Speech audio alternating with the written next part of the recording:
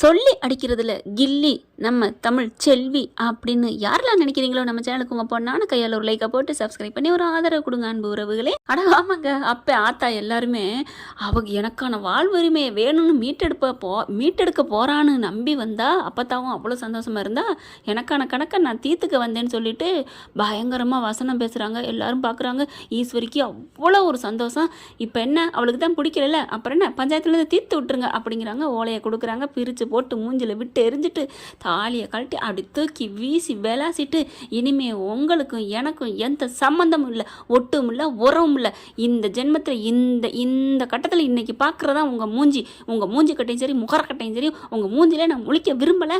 என்ன தேடி என் பிள்ளைய பார்க்குறேன், அதை பார்க்குறேன், லொட்டு லொசுக்கு மாமா மச்சான் சொந்தம் பந்தம் அப்படின்னு என் வீட்டு வாசலில் வந்து நிற்க கூடாது.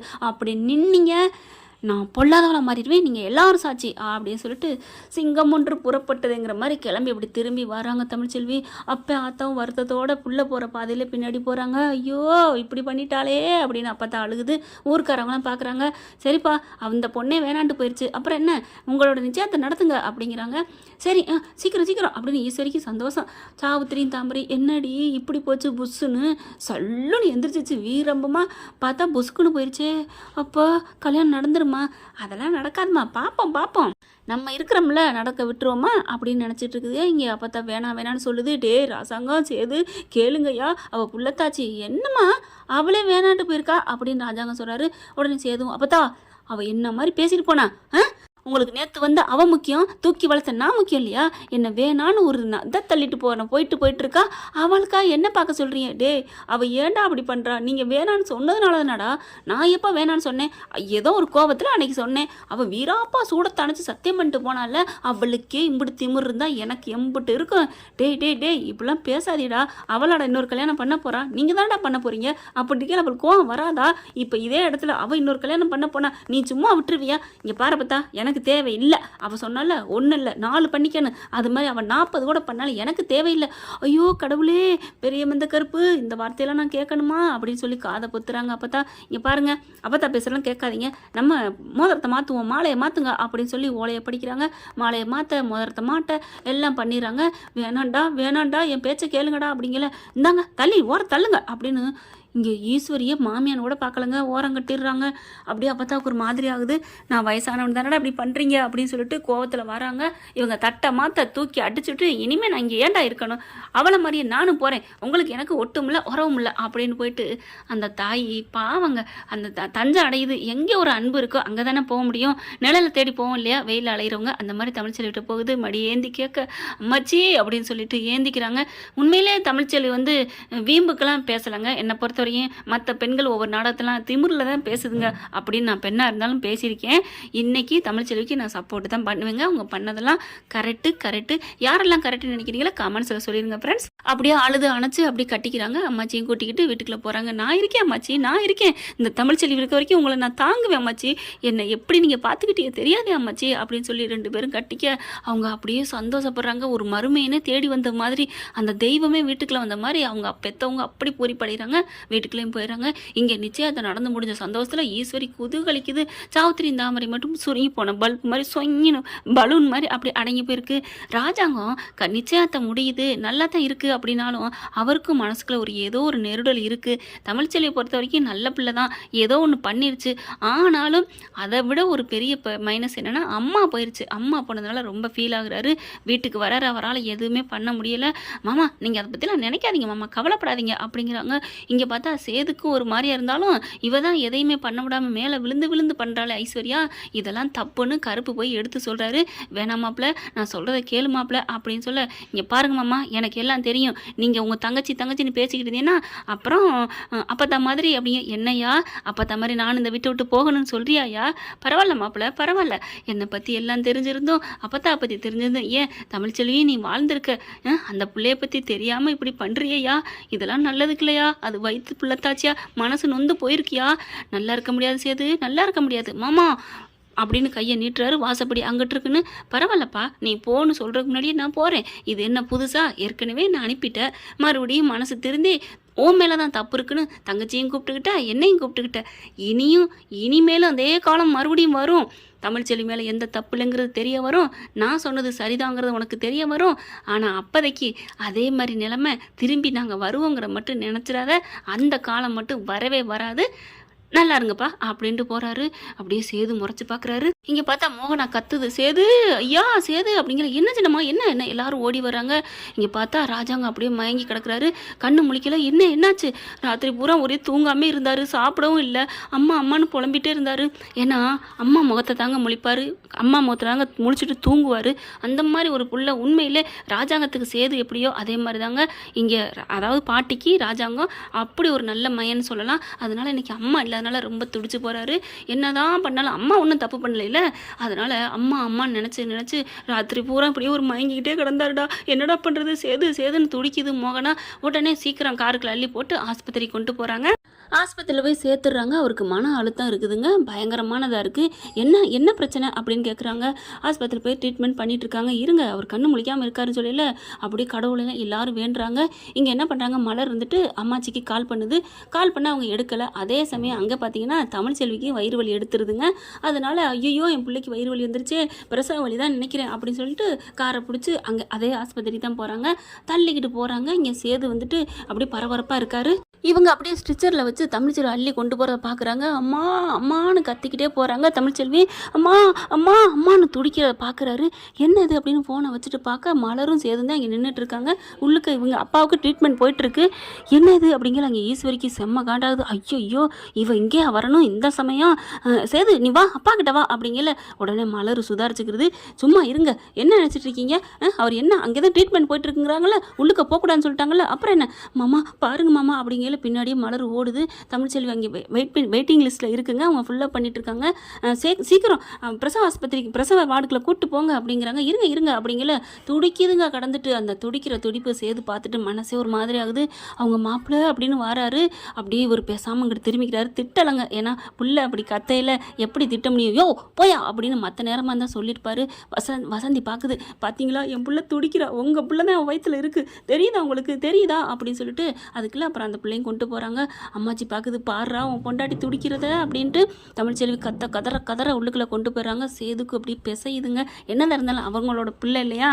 இந்த பக்கம் அப்பாவுக்கு துடிப்பு உயிருக்கு போராடிக்கிட்டு இருக்காங்க. அந்த பக்கம் தான் பெத்த புள்ள உயிருக்கு பிறக்கிறதுக்கு இந்த உலகத்தில் வர்றதுக்கு போராடிக்கிட்டு இருக்கு.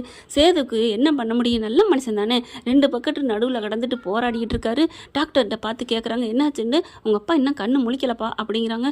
எங்கள் அப்பாவுக்கு ஒரு ஆபத்து இல்லையே டாக்டர் எங்கள் அப்பாவுக்கு ஒன்றும் இல்லையே அப்படின்னு சொல்ல, இங்கே அப்பதாவுக்கு அப்போ தான் புரியுது. ஆமாம் நீ என்னடா இங்கே வந்து நிற்கிற, ஆமாம் எல்லாம் என்ன எல்லாரும் இங்கே இருக்கீங்க அப்படின்னு சொல்ல, அவங்க மயனுக்கு முடியலை, நீங்கள் தான் விட்டுட்டு போயிட்டீங்களா, ஒட்டு வேணாம் உறவு வேணான்னு அப்படின்னு நீட்டி முழங்குது ஈஸ்வரி. என்னது என் பிள்ளைக்கு முடியலையா எங்க அப்படின்னு வேகமாக போகுதுங்க. என்னதான் இருந்தாலும் பெத்த தாய் இல்லையா. கதவுக்கிட்ட போனால் இப்போ போக முடியாது, ட்ரீட்மெண்ட் பண்ணிட்டு இருக்காங்க. ஐயோ என் பிள்ளைக்கு என்னாச்சு அப்படின்னு சொல்ல, பிள்ளைய விட்டுட்டு தானே போனீங்க, ஏய் சும்மா இருடி அப்படிங்கிறாங்க. என்னதான் இருந்தாலும் என் பிள்ளைக்கு முடியாமல் நான் விடுவேனா, ஐயோ மந்தகருப்பு பெரிய மந்தகருப்பு அப்படின்னு வேண்டுது. சேது பார்க்குறாரு, நீ பாட்டுக்கு போயிட்ட, அவர் ராத்திரி பூரா முடியாமல் போய் இன்னைக்கு ஹார்ட் அட்டாக் மாதிரி இருந்தேன் அடைச்சி போய் கிடக்குறாரு, உனக்கு அவன் முக்கியம்னு போயிட்டில்ல, டேய் சும்மா இருடா, நான் இருந்ததுனால இப்போ கூட்டி வந்தேன்டா, இல்லைன்னா அவளுக்கு என்ன ஆயிருக்கும் தெரியுமா, வயிறு நிறைய பிள்ளைய சுமந்துட்டு இருக்கா, புள்ளத்தாச்சி, அவளை விட்டுட்டு நான் என்ன பண்ண முடியும், அவளுக்கு நான் ஆறுதலை நிற்க தான் செய்வேன், இங்கிட்டு என் புள்ள அங்கிட்டு என் பேர் புள்ள, பரவாயில்ல இருக்கட்டும் அப்படின்னு சொல்கிறாங்க. டாக்டர் போக வர இருக்காங்க. என்னாச்சு அப்படிங்கல, இல்லை அந்த பொண்ணுக்கு ரொம்ப இதாக இருக்குது, கிரிட்டிக்கலாக இருக்குது அப்படின்னு சொல்லிட்டு, அதுவும் ரெட்டை உசுறு இல்லையா, ரெட்டை குழந்தைங்கனால கஷ்டமாக இருக்குது, சிசேரியன் பண்ணி தான் ஆகணும் அப்படின்னு சொல்ல, சேது என்னது ரெட்டை குழந்தையா அப்படின்னு சொல்ல, அப்போ பார்க்குது, ஐயோ சொல்லிட்டாளுகளே அப்படின்ட்டு, ஐயா ராசாங்கம், ஐயா சேது அவளுக்கு ரெட்டை பிள்ளையா, என்னையா பண்ணுறது, பாவம் 3 உசுறு அப்படின்னு சொல்ல, அப்படியே நெஞ்சே கசங்குது சேதுக்கு. அதுக்கப்புறம் ஹஸ்பண்ட் வந்து சைன் போடணும் அப்படின்னு நோட்டை கொண்டாந்து கொடுக்குறாங்க. ஈஸ்வரி இருந்துட்டு, நீ தான் புருஷனை இல்லைன்னு முறிச்சிட்டு போயிட்டால, நீ கையெழுத்து போடாத வா அப்படின்னு சொல்லி பிடிச்சி இழுக்கிறாங்க. டாக்டரை பார்க்குறாங்க. என்னங்க புருஷனா இல்லை, அந்த பிள்ளைக்கு அப்பா யாரு அப்படிங்கல. அம்மாச்சி இருந்துட்டு, இவன் தாங்க அந்த பிள்ளைக்கு அப்பா, இவன் தான் அந்த பிள்ளைகளுக்கு அப்பா அப்படி சொல்ல, ஈஸ்வரி இருந்துட்டு, அவள் புருஷன்லாம் இல்லை, அதெல்லாம் இல்லை, இல்லை அப்படின்னு சொல்கிறாங்க. என்னம்மா நடக்குது? அவங்க புருஷன் இல்லைன்னு நீங்கள் சொல்கிறீங்க, அவங்களோட பிள்ளைகளுக்கு அப்பா இவங்கன்னு நீங்கள் சொல்கிறீங்க. இப்போ என்ன, யார் சைன் போடுறது? அந்த பிள்ளைகளுக்கு அப்பா யார், அந்த பொண்ணுக்கு புருஷன் யார்? சைன் போட்டால் தான் ஆப்ரேஷன் பண்ண முடியும் அப்படின்னு சொல்ல அப்படியே பார்க்குறாங்க. மலர் இருந்துட்டு கருப்பு வந்து நிற்கிறாரு. ஐயா மாப்பிள்ள பாவையா, பாவங்க அவர் கருப்பு. உண்மையிலே எவ்வளோ ஒரு நல்ல மனுஷன் தெரியுமா? இங்கிட்டும் நல்ல வேலைங்க, கட்டப்பா மாதிரி அரச வம்சத்துக்கு விசுவாசியாக இருக்குன்னு சொல்லிட்டு பாகுபலி முதுகில் பின்னாடி குத்துன மாதிரி இல்லாமல் எனக்கு தமிழ்ச்செல்வி பக்கம் தான் நேர்மை இருக்குது, நியாயம் இருக்குன்ட்டு அங்கே போயிருதுங்க. அதை பொறுத்த வரைக்கும் கருப்பு நீ வாழ்கன்னு தான் சொல்லுவேன். உண்மையிலே கட்டப்பா சீனில் வந்து எனக்கு அந்த துரோகம் பண்ண பார்த்தீங்களா, அது மட்டும் என்னால் முடியவே முடியாது. இன்னைக்கு இப்போ பார்த்தாலும் நான் அழுவேங்க. ஏன்னா மாமா நீங்கள் இருக்கையில் என்னை யாரும் ஒன்றும் பண்ண முடியாதுன்னு அந்த பாகுபலி சொல்லுவார். அப்படியே அவர் கொடுத்த ஆயுதத்தை வச்சு முதுகில் போட்டாம் பாருங்க. கேட்டால் ஒரு சிலர் சொல்லுவாங்க அவங்க ராஜ விசுவாசியா. என்ன ராஜ விசுவாசி? எதுக்குமே நீதி தர்மம்னு ஒன்று இருக்குது. நீதி தர்மத்தை மீறவன் மனுஷனாங்க. எனக்கு அந்த நிமிஷம் கட்டப்பாவை எனக்கு பிடிக்காம அழுவேங்க. இப்போவும் மாமா அப்படின்னு கண்ணை உயிரை விடுவார் பாருங்க. எனக்கு அதே மாதிரி தாங்க. ஆனால் அந்த மாதிரி இல்லை கருப்பு. எனக்கு தங்கச்சி நேர்மை இருக்குது. அங்கே தானே அவ்வளோ கஷ்டப்பட்டு தூக்கிட்டு வந்தது அவர் தான். இப்போவும் கெஞ்சுறாரு, மாப்பிள்ள பாவையா, அது நம்ம வாரிச்சு உங்க அம்மாயா அப்படின்னு சொல்ல சேதுக்கு ஒரு மாதிரி ஆகுது. இங்கே சேது வான்னு கையை பிடிச்சி இழுக்க ராஜாங்க ஐயோ உங்கள் அப்பாவுக்கு எது கண்ணு முடிச்சிட்டாராம் அப்படின்னு பொய்ய புழுகுது. மலர் பார்த்துட்டு ஓடி போய் பார்த்துட்டு வந்து அதெல்லாம் இல்லை மாமா நீங்கள் சைன் போடுங்க அப்படிங்கிறாங்க. பேப்பரை கொண்டாங்க, சீக்கிரம் பேனா கொண்டாங்கன்னு அம்மாச்சி என்ன பண்ணுது, போடுறா, இல்லைன்னா அம்மாச்சி நான் இப்போயே இந்த உலகத்தை விட்டு போயிடுவேன்டா, நான் இப்போவே போயிடுவேன் அப்படின்னு சொல்ல, இரு அம்மாச்சி நான் போடுறேன் அப்படின்னு சொல்லிட்டு டக்குன்னு என்ன பண்ணுறாங்க, புருஷங்கிற இடத்துல கையெழுத்தை போட்டுடுறாங்க. அதுக்கப்புறம் அப்பா இந்த மாதிரி ஒரு இதை நான் எங்கேயுமே பார்த்ததில்ல அப்படின்னு டாக்டர் போயிடுறாங்க. உள்ளுக்குள்ளே போயிட்டு சிசேரியன் பண்ண போகிறாங்க. இங்கிட்டு அப்பாவுக்கு என்னாச்சு அப்படின்ட்டு இருக்காங்க. அவர் கண்ணே முழிக்கலைங்க. கரெக்டாக பார்த்தீங்கன்னா சிசேரியன் பண்ணி குழந்தைய எடுக்கிறாங்க. அப்படியே பொன் குழந்தை பிறந்திருக்குன்னு சொல்லி கொண்டாந்து கொடுக்குறாங்க. அப்படியே பார்க்குறாரு. குழந்தைய பார்த்தோன்னு கையில் கொடுத்தோன்னு வாங்குறாங்க. ஈஸ்வரிக்கு பாதி உயிர் போகுது. வேணாம் சேது வேணாம், சும்மா இருங்க சின்னம்மா, எனக்கு எல்லாம் தெரியும் அப்படின்னு குழந்தைய பார்த்தோன்னா அப்படியே அவங்க அம்மாங்க அச்சு அசல். அம்மாவோட சிறு வயசு போட்டோலேருந்து எல்லாமே கல்யாண ஃபோட்டோ அம்புட்டையும் வச்சுருக்காரு. அந்த சிறு குழந்தைய இருக்கையில் அம்மா எப்படி இருந்தாங்களோ அதே ஃபோட்டோ மாதிரி இருக்கே, நம்ம அம்மா மாதிரி இருக்கே அப்படின்னு சொல்லி பார்த்துட்டு அப்படியே குழந்தைய தூக்க, உங்கள் அப்பாவுக்கு சீரியஸாக இருக்குங்க, சீக்கிரம் வாங்க அப்படிங்கிறாங்க. என்னது எங்கள் அப்பாவுக்கு சீரியஸா அப்படின்னு சொல்லிட்டு குழந்தைய, அதாவது தாப்பா நீ போய் பிள்ளைய பாரு அப்படின்னு கேட்க, சேது பிள்ளைய கொடுத்துட்டு போ, நோ வேணாம் அப்படின்னு சொல்லிட்டு, நோ சொல்லலை வேணாம் அப்படின்னு சொல்லிட்டு வேகமாக பிள்ளையோட போகிறாருங்க உள்ளுக்குள்ளே. இங்கே பார்த்தா அடுத்து ஆண் குழந்தை பிறக்குது. அதையும் அந்த அப்பத்தா வாங்கிக்கிட்டு வேகமாக போக ரெண்டு பிள்ளையும் கொண்டுட்டு போய் அவருக்கு அப்படி படுத்திருக்காரு. சீரியஸ் ஆகுது. அப்படியே மூச்சு விட முடியாமல் தவிக்கிறாரு. குழந்தைய கொண்டு போய் அப்பா இங்கே பாருங்கப்பா, அம்மாப்பா உங்கள் பேரப்பிள்ளைப்பா பேத்திப்பா அப்படின்னு சொல்லிட்டு கொண்டே காமிக்கிறாங்க. அவர் அப்படியே மூச்சு அப்படியே துடிச்சுக்கிட்டு இருக்குங்க. அப்படியே மாஸ்க்கை வச்சுருக்காங்க. கையில் கொண்டே வைக்கிறாங்க. அந்த கையை பிடிக்குது அந்த குழந்தை.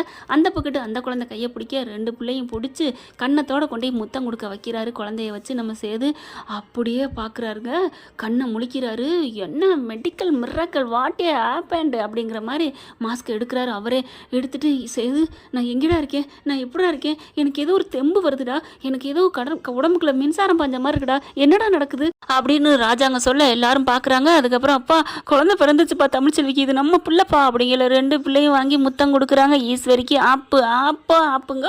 ஏங்க இப்படி போனால் நல்லா தான் இருக்கும். பார்க்கலாம் என்ன நடக்க போகுதுன்னு. இந்த பற்றி உங்களுக்கு பிடிச்சிருந்துச்சுன்னா உங்கள் பொண்ணான கையில் ஒரு லைக்கை போட்டு சப்ஸ்கிரைப் பண்ணி ஆதரவு கொடுங்க அன்பு உறவுகளே. Thank you friends. இந்த வீடியோ உங்களுக்கு பிடிச்சிருந்தா தயவு செய்து லைக் பண்ணுங்க. இன்னும் அப்டேட்ஸ்க்காக சேனலை சப்ஸ்கிரைப் பண்ண மறக்காதீங்க. நம்ம கிட்ட இருக்க எல்லா சேனல்ஸோட லேட்டஸ்ட் வீடியோ அப்டேட்ஸ்க்காக மேல ரைட் சைடுல காட்டுற லிங்கை கிளிக் பண்ணி வாட்ஸ்அப் குரூப்ல ஜாயின் பண்ணுங்க. உங்களிடம் விடைபெறுவது நான் உங்கள் மெஹர்.